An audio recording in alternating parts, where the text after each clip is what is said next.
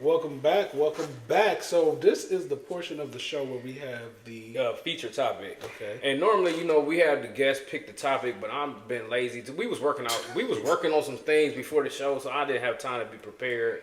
I apologize. I should have been prepared. So, if y'all mad at me, I apologize. But we do want our guests to pick the topic because a lot of people say they want to do it. So we did that before.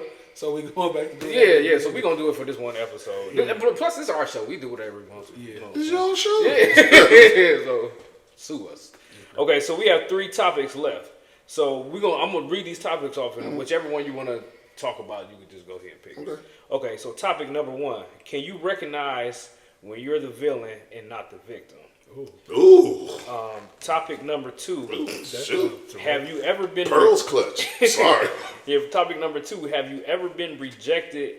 Then that person came back. So you said it's called like spin the block. Oh man, or, we got to pick between these. Yeah, there's one more. Oh, topic number 3. I could take the first 2. What's the third? Topic number 3. What does loyalty look like to you? Okay. But we'll let you choose. Well, let's start with 2.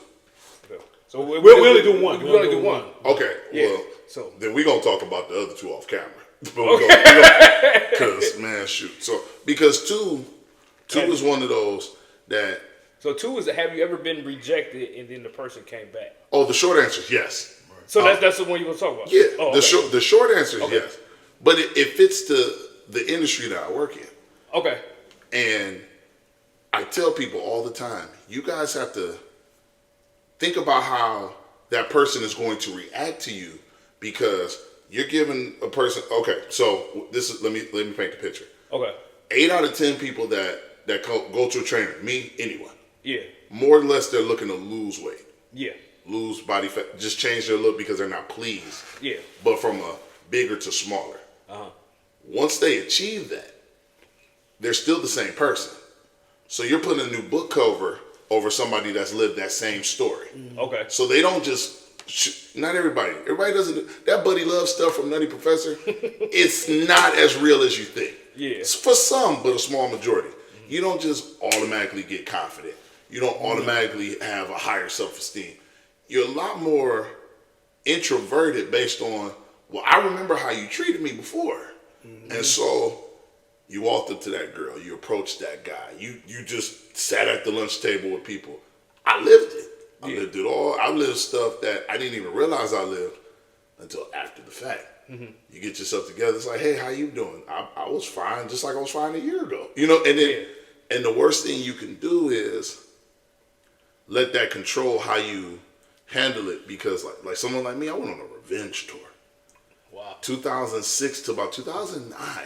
But it was your insecurity, was the demon battle. It wasn't catching up for lost time. It was hate filled. Yeah. Like I'm about to go hurt people because hurt people hurt people. Yeah. And so, yeah, like again, the answer to the question is yes.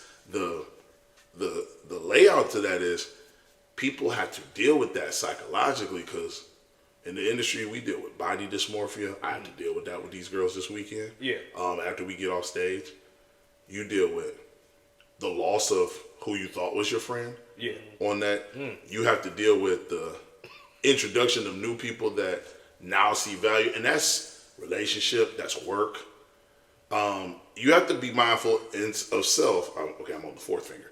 You have to be mindful of self to know the difference between somebody that spun the block and somebody just met you. Yeah. Because if somebody just met you, they don't know that person. So it's the first thing. It's a big thing that, like I said, I deal with it. It's a big thing to undertake. And if you're not mentally prepared, which you might not just even think like, well, now that this is together, I got to get this together. No, you're just trying to get this. Yeah. And I promise you, I was at one point 348. And I stepped into the world at 195. Hated everybody. Like, hated everybody. I was like, you guys are mean. Like, the world became ugly. And Mr. Obese and Outgoing was in the house. I was still in the house. It's just, because you see things and you're like, okay, that's not really how you are. Yeah. You're like that because now, of course, I fit your standard. And that's not the way to be.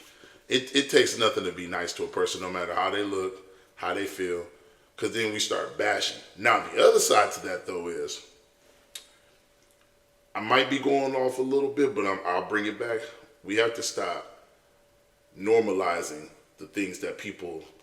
We got to stop normalizing things like obesity. We got to stop normalizing things that are not okay. Because you see Lizzo now. You see Lizzo. Hold on, you talking about my girl now? Listen, I don't... I don't think it's going in a bad direction. No, because... But Lizzo... Okay, Lizzo. That's Monique. They were all anti-smaller women until they became smaller women. Yeah. Whether it was health or just esteem, whatever. But... And look, all the smoke. Like, sue them. No, I'm just playing. But all the smoke. Because women, in that regard, can be so dishonest unintentionally because they're too busy trying to be nice. Yeah. How does this make me look? Does this make me look fat? You're beautiful. That's not what she asked you. Yeah. Just find a polite way to be upfront with her, because I tell people, look, it doesn't matter what you feel. If you're unhealthy, it's going to affect you sooner or later. See, not because you have to look like this, but you have to get that in order somehow. Yeah. Now, again, you deal with how the people start treating you after the fact, but it starts with you first anyway. Never mind when they spin the block, because you can spin them off like stiff arm, Heisman stuff. You get away from that, but you do see it from the other side, and it's like, well, now it lends to reason why people like take the route that Lizzo took or why Monique took, because to me it looked like self-defense. It looked like a shield of, let me just go in attack mode and let me say something first so you don't say something about me. And now everybody like, ooh, y'all, she always been, and I'll say it, Lizzo face card always been there. Yes. Like, I don't like the way you say that. But you're right, though. It's been there. And it's good. But it never took away from her talent. Yeah. No. But to me, my opinion, it felt like things that she were doing were to get attention so you could talk about what she was doing versus just talking about her in general. Yeah. Okay. You don't hear that anymore. Okay. You don't hear about that outfit she wore at that Lakers game. Yeah. You don't hear that stuff no more. Yeah. You just hear the success story. What was you about to say? Yeah. No, I'm just saying my story kind of similar to yours, because when I was in 9th grade, I was like 360 pounds, and by the end of 10th grade, I was like 175. Watch how mean I get. In the 9th grade? I'm just playing. But I was too. But I was 175 by the end of 10th grade, and I remember a girl came up to me. Somebody thought you were sick, didn't they? No. Okay. Because you could, everybody, I tell what I do. You know what I'm saying? Okay. I talk to everybody. So everybody knew what I was doing. And they knew, like, but this girl came up to me, but I was still the same person. And I remember this girl came up to me, true story, she came up to me, she was like, dang, like, you look good now, we could talk to you. Wow. And so she was like, true story, she was like, we could talk to you. And that, like, pissed me off, because I felt like, because I started, like, becoming popular, right? It's pissing me off. Yeah, so because I went to prom with her, too. But And so does that, like, count as her spinning the block, or yes, and winning, okay, and she won. Yeah, okay. She went wrong. Okay, so, but I do remember, like, she watched the show. I don't care, but I do. but I do remember like being mean. Yeah, because I do remember like I was like mean to people, because I remember like the same people that it was crazy, because the same people that used to make fun of me became my friends and was way more insecure than I ever was. You know what I'm saying? And they were kind of like, because they, because I already had the shield up, because I was big. You know what I'm saying? So I already like dealt with all of that. So anything they deal with is like, whoa, what is this? You know what I'm saying? It's kind of like, but you got to think about it. These people come from single family homes. I grew up in the hood. A lot of these people got other things, that they go home and they're unhappy, because a lot of times too, like when I left school to go home, you know what I'm saying? That was my break from the world. Some people leave school to go home, and they got to deal with the same bullying at home. You know what I'm saying? So it makes it hard for them to do things like lose weight or leave work and go home as adults. Yeah, and go home as adults. So it makes it hard for them to go home and lose weight and do things like that. So it's probably a little bit easier for me. But the thing is, when you talk about Lizzo, and I don't like when I do want people to love themselves, but I do see like, like having like my father had bypass surgery because he ate bad. You know what I'm saying? And I know that, see, other people in my family will have, like, my uncle just had, like, a stroke, probably because of how he eat. You know what I'm saying? I see, like, people that I know in my family, you know, so the thing is, you can't really promote bad health and be feeling like, oh, that's okay. You know what I'm saying? I know this kind of spiritual. Yeah, because I don't touch on self-love. Yeah, self-love. You got to love yourself, like you regardless. got to, but you got to But you got to stop promoting. Yeah. You got to stop promoting obesity and normalizing it like it's okay. It's not okay. Or treating it as part of self-love. Yeah, like, because it's not. Right. The same thing. We're saying the same thing. It's not part of self-love, because it's kind of like love. Yeah, I love myself, and I love myself because I'm fat. Yeah, because I lose breath walking to the sidewalk. Like, dude, like, you're lying. I'm thinking about, like, last year, I was probably about, like, 60, 70 pounds every year. Mm-hmm. And that was, like, dude, I had a hard time sleeping. Yeah. You know what I'm saying? Now, what I'm doing right now is very difficult. Like, it's difficult trying to, like, because it's kind of like, because I started doing something different. I don't really want to talk about it on camera. Don't talk about it. Because you know, it's not free information. Y'all need to pay for it. But no, then don't talk about it. Yeah, but it's like what I'm doing now, it's like, it's very time consuming. Like, it's very time consuming. It's kind of like, what's the word I'm looking for? It's kind of like, This your story, bro. but it's like planned out how I got to do this. So, okay. So it's kind of like, yeah, it's good. But go ahead, spin the block. So I'm gonna tell my story from a different angle. Yeah, I have rejected somebody. And then you was the bully. tried to spin the block. I mean, I did spin a block or whatever. I mean, I've had it done to me. Did you get it? Yeah, but it didn't work out. But I mean, you know, I don't want to tell the story from my perspective of me being rejected, and you know, I want to be the scumbag. Okay. So I tell you, I mean, I was in high school and I was kind of feeling this young lady, but you know, when you're younger, you give in to peer pressure. Mm-hmm. So at the time when you're young, you know, you say younger. Yeah, you're in aesthetics. So man. Well, she probably watching the show, but she had like some real big teeth. Okay, she get braces. I don't know. I know, but this you said she probably watched. But listen. No, I don't think she watched the show. Oh. But she had real big teeth, right? So with my friend, why am I picturing her watching the show like? So when my friends found out me and her, because if she watches, she knows it's her. No. She probably will watch the show crying with her teeth sticking out. Go ahead. So with my friends, so you know, me and her, we decided, okay, we gonna be together, right? So 2 days in, my friends found out. I told them. So we in class and they drawing pictures. They drawing of her teeth and everything. And man, I was like, yeah. So I gave in the peer pressure, and I was like, you know, I don't think this gonna work out and all this other stuff. But then after we got out of high school. She looked okay, but then she looked decent. You know, once we got out of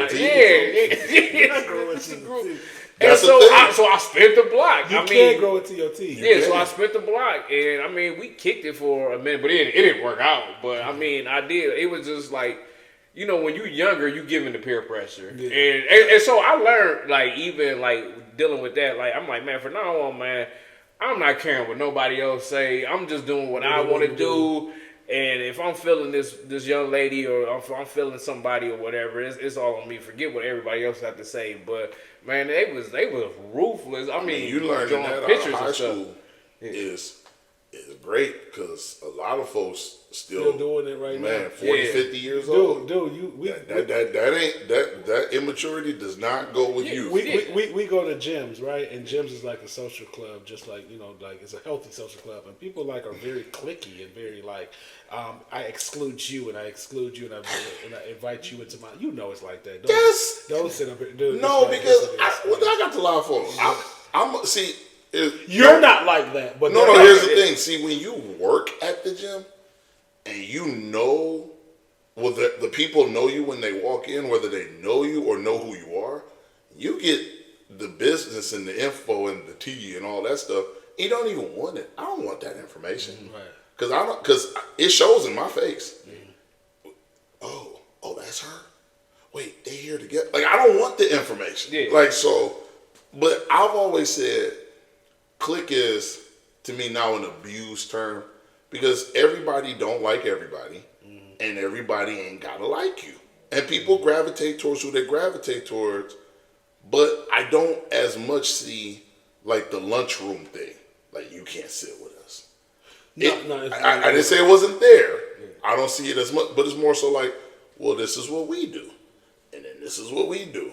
But everybody seems to be cordially cool, or even higher than that. It's just, hell, I keep to myself, but I talk to everybody. But sometimes, some people, you probably don't see it. I feel like sometimes it affects business relationships. I do see it. Yeah, so that's why I said this. I didn't. That's why I said it's not gone. Yeah, so it affects business. See it at work. Like sometimes, like business relationships are affected because people want to be cliquey. And not only that, but it's about who you know, who you associate. Well, that's in every aspect of life. We see Bronny James. Yeah, I remember like when I used to when I worked at this particular company, and there was like a lot of white women that I worked with, and they were very cliquey in their own group. And I remember they used to like assume that I was like mean, like a mean black guy. And I remember like having conversations where the like my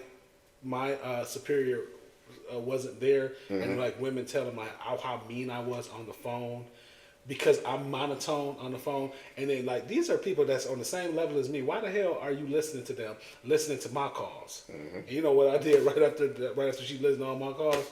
I went straight to HR, like, because I'm not about to deal with this bullshit. I was gonna say, I didn't think we cursed on the show. This bull crap.